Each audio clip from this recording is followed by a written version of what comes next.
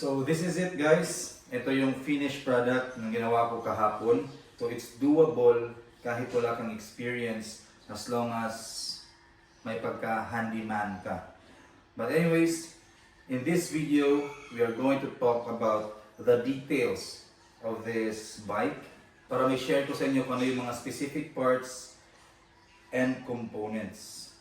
Kasi first time ko rin ito, I'm gonna share with you. And of course, before anything else, i-unwrap natin.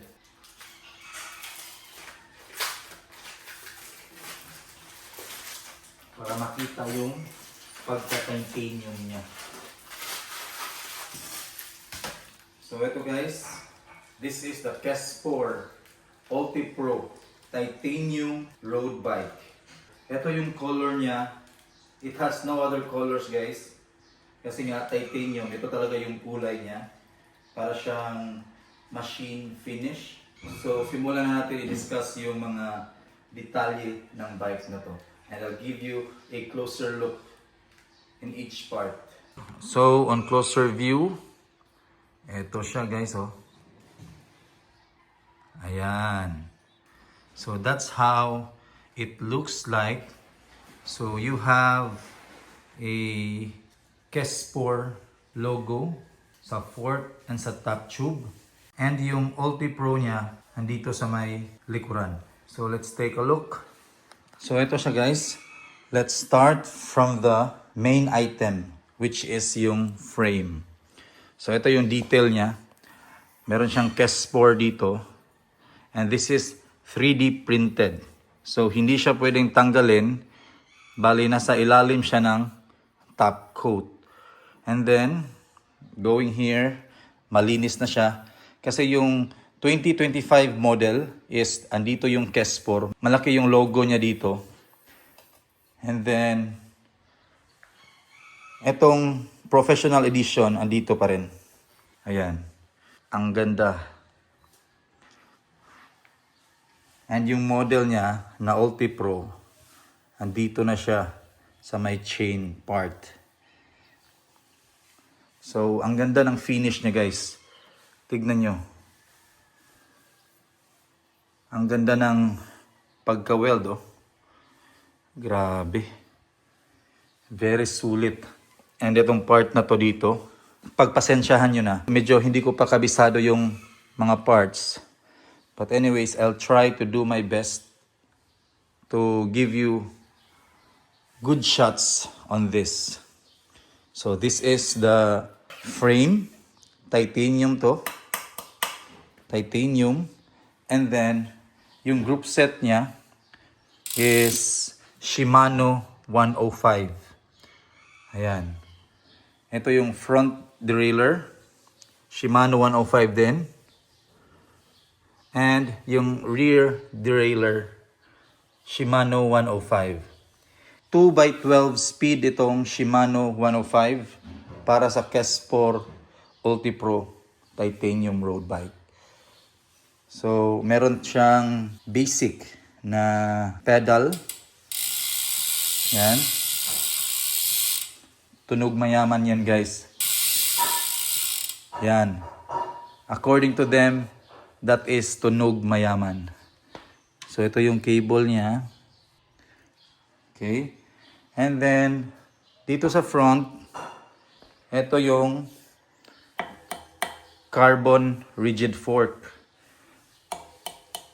Carbon yan guys. Very sulit. Yan. Very lightweight talaga. So, another thing sa frame, andito yung logo niya sa harap. Yan. And for the wheel set, naka-elite carbon wheel set na siya. Elite wheels, loyal to cycling. So, itong wheel set na to is tubeless ready. But for the stock, may interior pa siya or may tube pa siya. And for the tires guys, it's Continental. According to King Panda, basta Continental, kaldag mayaman. So Continental Ultra Sport 28 see yung size niya. Ayan oh. Very nice quality. And also guys, ang spokes niya is very solid din. Naka-Pellar racing spoke na siya. So, isa yan sa magandang part ng bike na to. And also, the hub, syempre, Elite yung brand. Punta tayo dito sa other side. Dito yung disc brake niya. So, meron tayong Shimano 105 na caliper. Ayan. Very solid. And for the drop bar guys, it's full carbon. Machine 11 full carbon drop bar. So ayan siya. With Shimano shifter. 105 pa rin.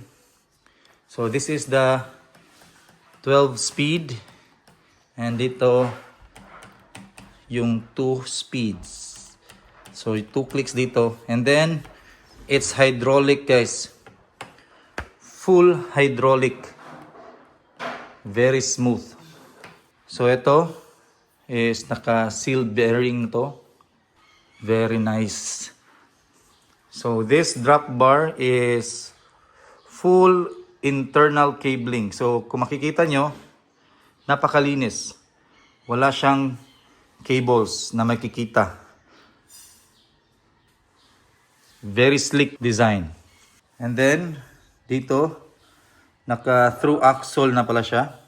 Dito din sa likod, through axle.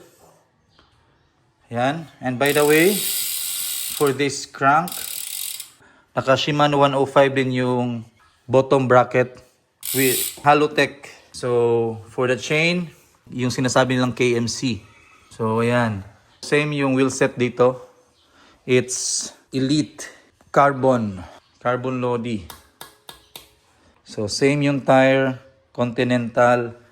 Kaldag Mayaman. According to King Panda. Next is yung seat post. Machine 11. Full carbon. Carbon pa din. So, that's it. And then, for the seat, Cell Royal yung brand. Yan. Seta. And also, dito guys, yung bar tape niya is Sear. So far, napakalambot. Very comfy. No? So, ito yung hitsura niya sa cockpit. So, very malinis. Very slick. Ayan. So, ito yung view niya. Pag ikaw yung nagda-drive. Ito yung makikita mo. Ganda. Ayan o.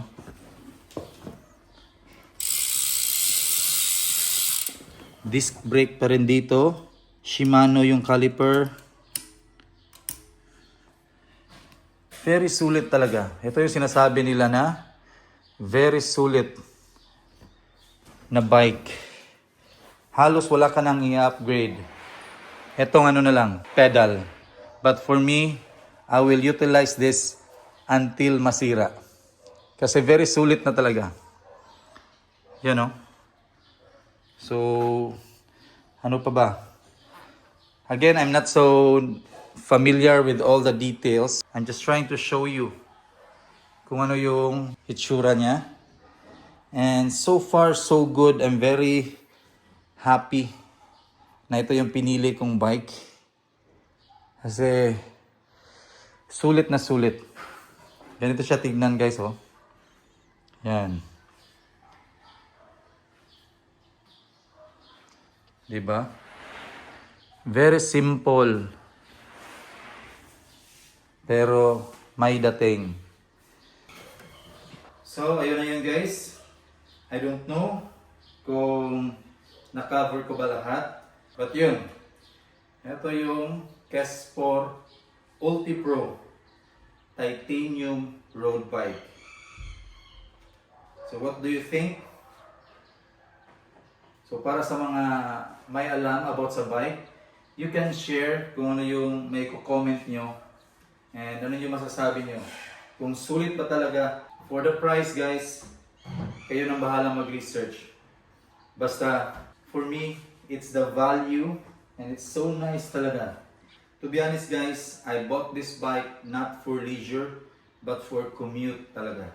Kasi I don't think I have the time para mag-cycling around the city or going up to the mountain with this road bike. Kasi nga, with my kids and sa wife ko din and sa trabaho. So I'm just gonna use this para commute ko to work kasi it's only around 5 to 6 kilometers. So I think sulit na siya. Makakatipid na ako sa gas kasi sobrang mahal na yung diesel at saka gasoline. No? So I hope masulit ko siya and then I think it's a good buy. Kasi nga, they say that titanium bikes last a lifetime or even more. And for the accessories guys, I'm working on it. Kasi number one, I think yung unang binili ko is yung brake light or for safety. And then yung speedometer. Ewan ko kung yun ba yung tawag dyan. And then what else? Yung horn, ano pa ba? Yung lock para sa bike kasi hindi siya pwedeng iwan basta-basta so kailangan may security. So that's it.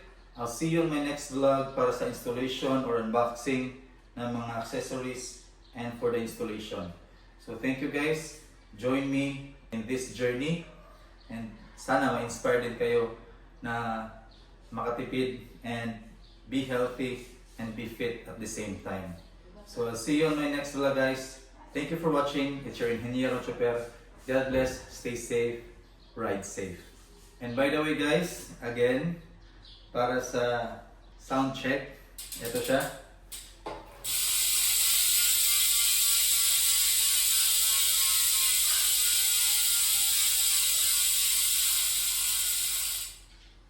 So ayan. So that's the bike check. I'll see you on my next vlog.